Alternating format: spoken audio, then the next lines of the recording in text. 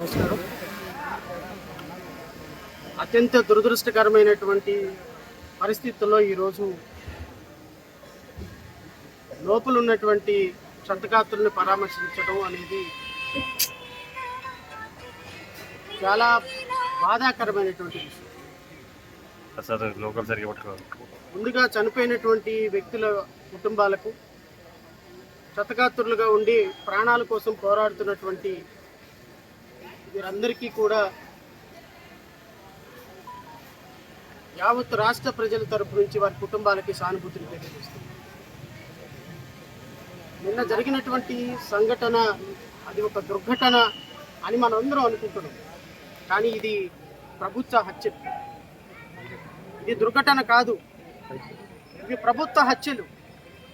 ఎందుకు అంటే ఈరోజు ప్రాణాలతోటి చెలగాటమాడుతున్నటువంటి లోపల ఉన్నటువంటి వ్యక్తులు కనీసం కన్నీరు కార్చడానికి కూడా కన్నీరు రాని పరిస్థితుల్లో ప్రాణాలతోటి చెలగాటమాడుతున్నారు. ఎందుకు జరిగిందో, ఎలా జరిగిందో తెలియని అయోమయ పరిస్థితుల్లో 22 మంది ప్రాణాలు కోల్పోయి వాళ్ళ కుటుంబాలు ఈరోజు రోడ్డును పట్టిన పరిస్థితి.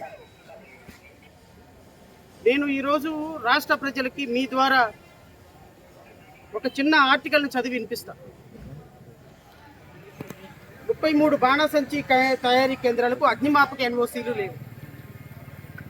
రాష్ట్రంలో 87 బాణాసంచా తయారీ కేంద్రాలు ఉంటే వాటిల్లో 33 కేంద్రాలకు అగ్నిమాపక నిరభ్యంతర పత్రాలు, that is means no objection certificates లేవు. తనిఖీల్లో వెల్లడైంది. ఇవన్నీ కాకినాడ, తూర్పుగోదావరి, డాక్టర్ బిఆర్ అంబేద్కర్ కోనసీమ, అనకాపల్లి జిల్లాల పరిధిలోనే ఉన్నాయి. బాణాసంచా తయారీ కేంద్రాన్ని ప్రారంభించే ముందు ఆయా కేంద్రాల్లో ఎలాంటి అగ్నిమాపక భద్రతా చర్యలు చేపట్టాలి, ఏ అగ్నిమాపక పరికరాలు అందుబాటులో ఉంచాలి అనే అంశాలను సూచిస్తూ అగ్నిమాపక శాఖ ఎన్ఓసి జారీ చేస్తుంది. రెవెన్యూ శాఖ నుంచి లైసెన్స్ పొందిన తర్వాత బాణాసంచా తయారీ కేంద్రాలు నిర్వాహకులు ఎవరు అగ్నిమాపక ఎన్ఓసీలు రెన్యువల్ చేయించుకోవడం లేదు. ఏదైనా ప్రమాదం జరిగినప్పుడు లేదా దీపావళి సమయంలో తనిఖీలు చేస్తున్నారు. రెవెన్యూ, పోలీసు, కార్మిక, అగ్నిమాపక శాఖలు కలిసి సంయుక్తంగా చేపట్టాల్సిన ఉమ్మడి తనిఖీలు కూడా జరగటం లేదు.